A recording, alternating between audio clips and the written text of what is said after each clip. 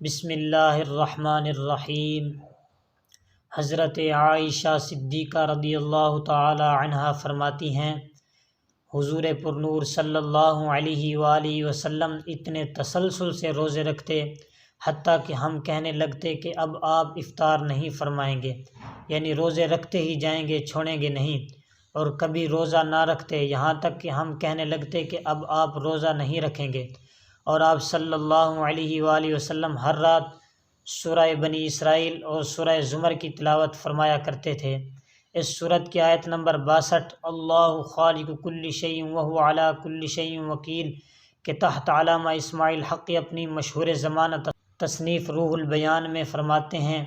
جس شخص کو آندھی، آسمانی بجلی یا کسی اور چیز سے نقصان پہنچنے کا ڈر ہو یا وہ تنگ دستی کا شکار ہو تو اسے چاہیے کہ کثرت سے یا وکیلو پڑھا کرے۔ انشاءاللہ عز و جل اس وظیفہ کی برکت سے حاجتیں پوری ہوں گی، مصیبتیں دور ہوں گی اور پڑھنے والے کے لیے رزق اور بھلائی کے دروازے کھلیں گے۔ اور اس کی آیت نمبر 63 لہو مقالید السماوات والارض والذین کفروا بآیات اللہ اولئک هم الخاسرون کے تحت تفسیر جلالین میں ہے، جبکہ مفہوم آیت یہ ہے، اسی کے لیے آسمانوں اور زمین کی کنجیاں ہیں، اور جنہوں نے اللہ کی آیتوں کا انکار کیا وہی نقصان میں ہیں۔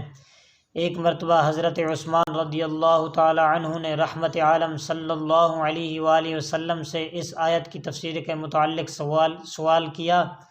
تو آپ صلی اللہ علیہ وآلہ وسلم نے ارشاد فرمایا کہ زمین و آسمان کی کنجیاں یہ ہیں،